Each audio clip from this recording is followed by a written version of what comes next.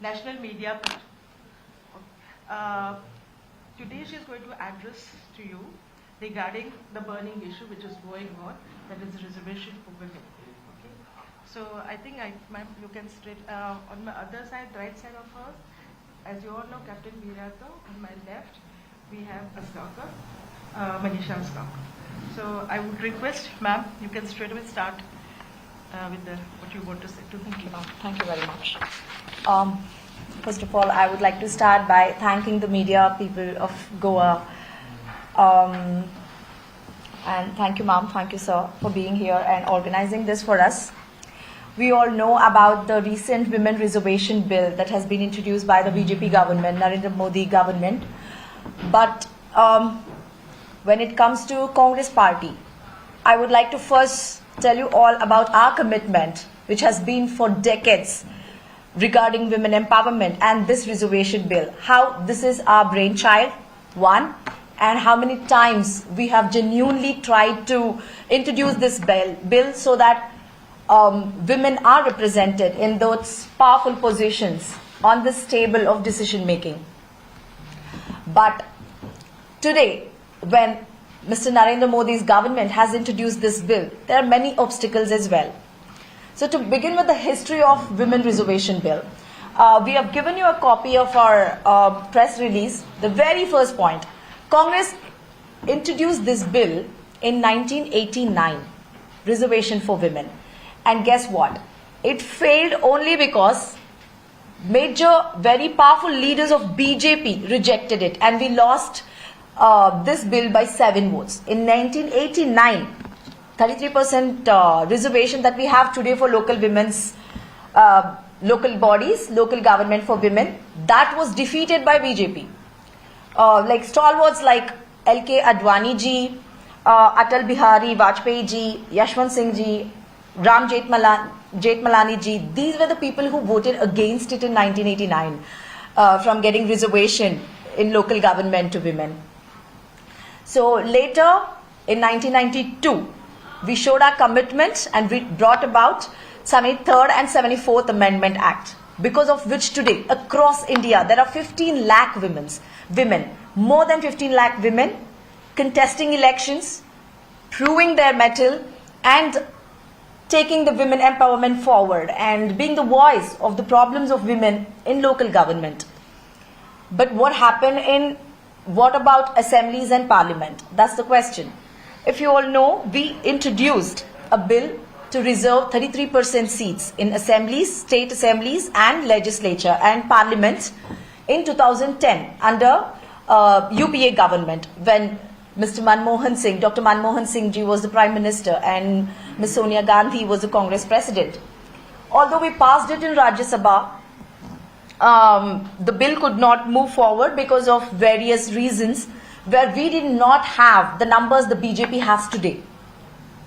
Otherwise, we would have definitely committed, and today we would have had more than 182 parliamentarians who are women sitting in that legislature, sitting in that new parliament building that they have built.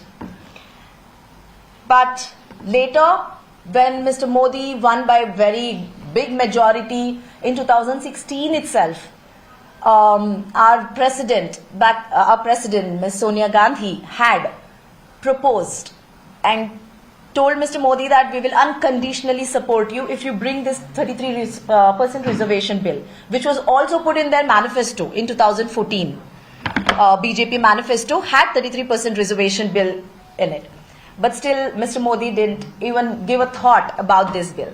In 2018, Mr. Rahul Gandhi also said we will give unconditional support if this bill is brought to Parliament.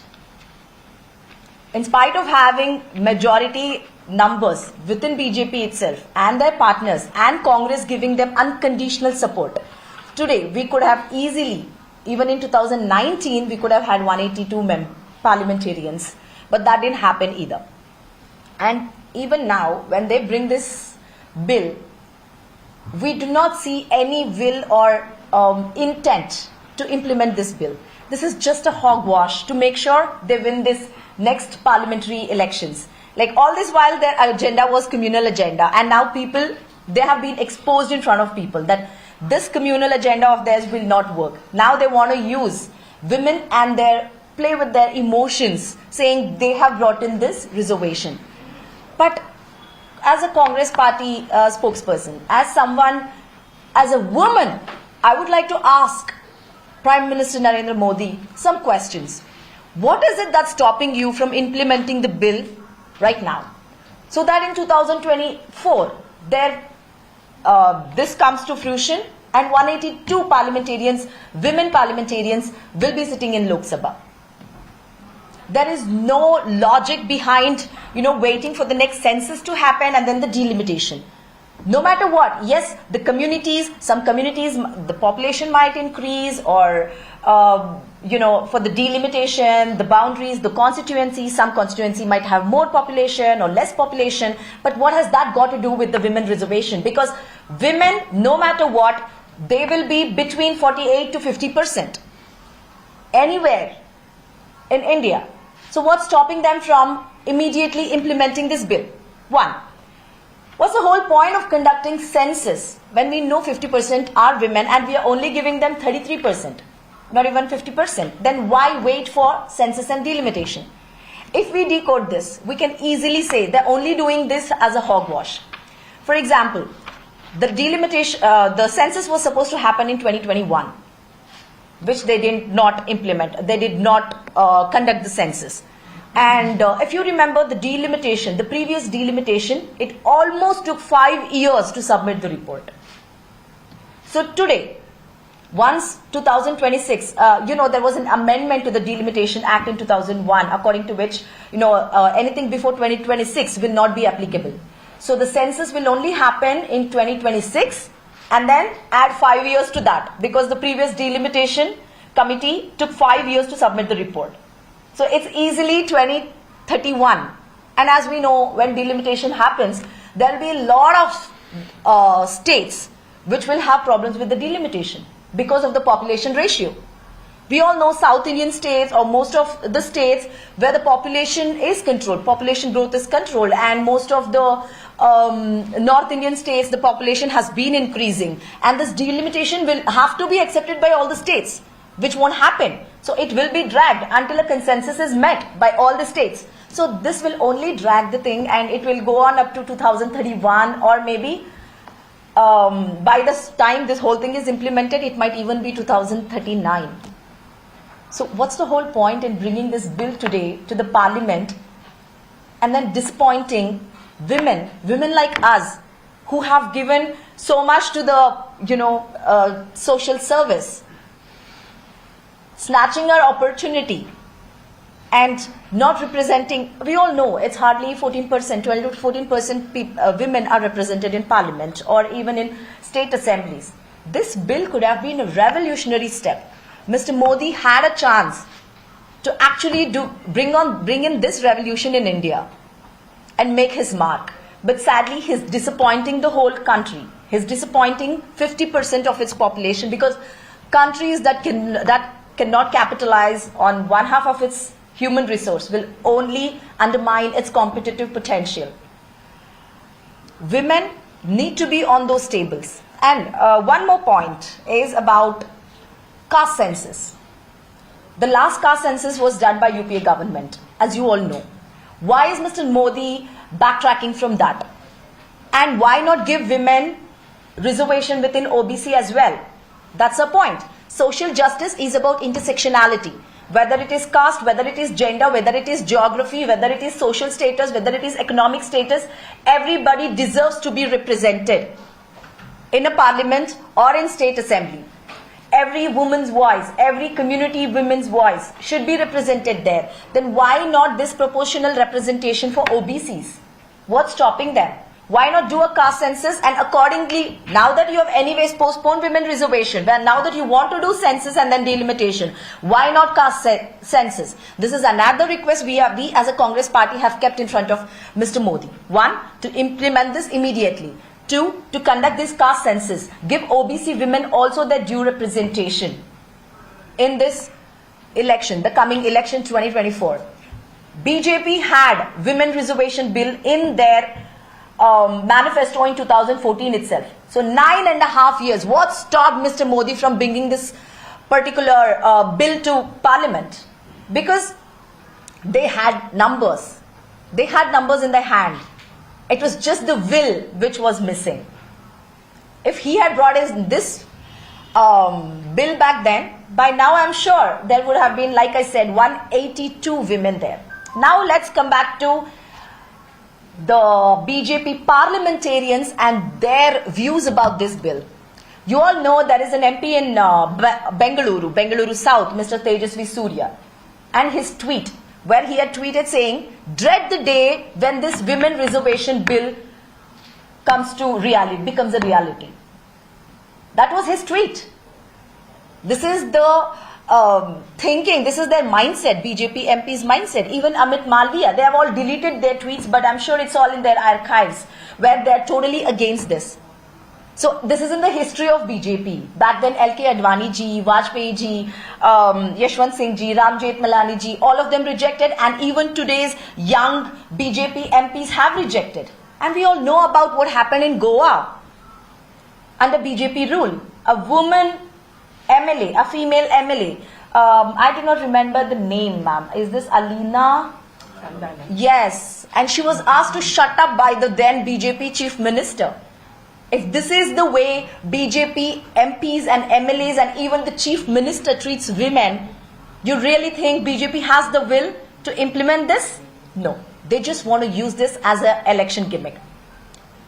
And what recently Mr. Amit Shah, in his parliamentary speech, he says, what if Wayanad becomes a reserved seat for women? So wait until delimitation and census. That's how he tried to mock our leader, Mr. Gandhi.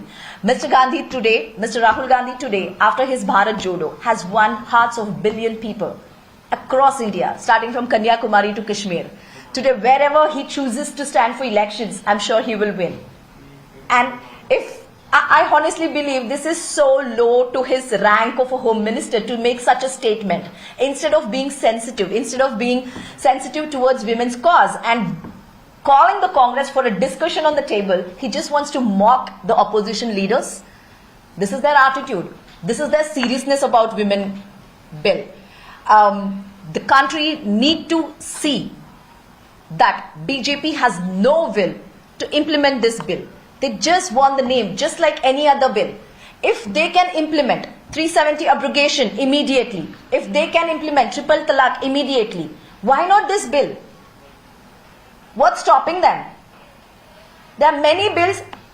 Look at us. We have also brought in a very revolutionary bills.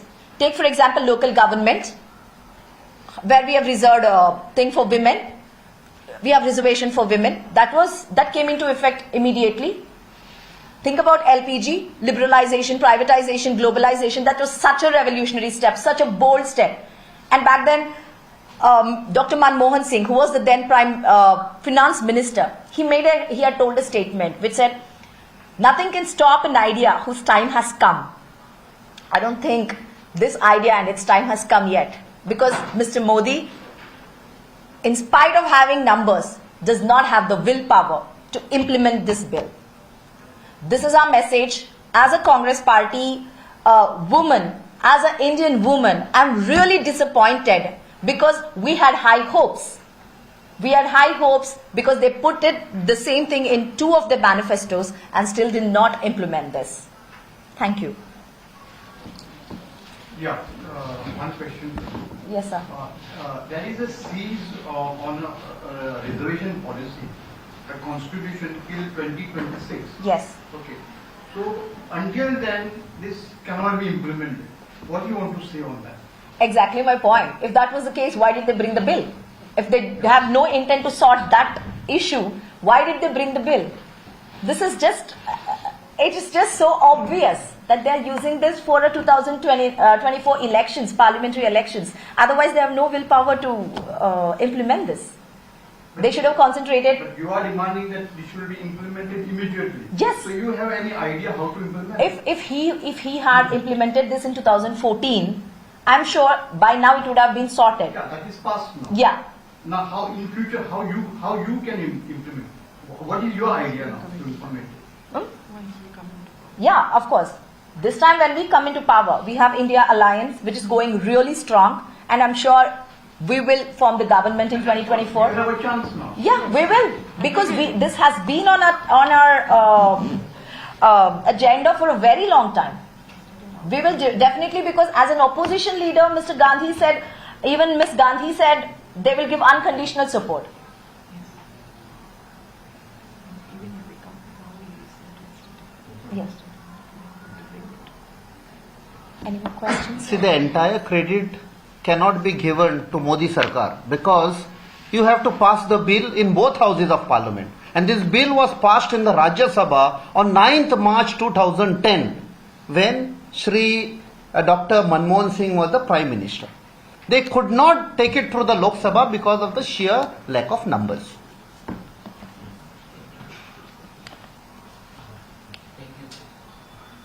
Okay. Any other question? Malik? Thank you. Okay, thank you. Thank you. Thank you. I think this is the fourth press conference on the same issue of Congress. Oh, is it? Yeah.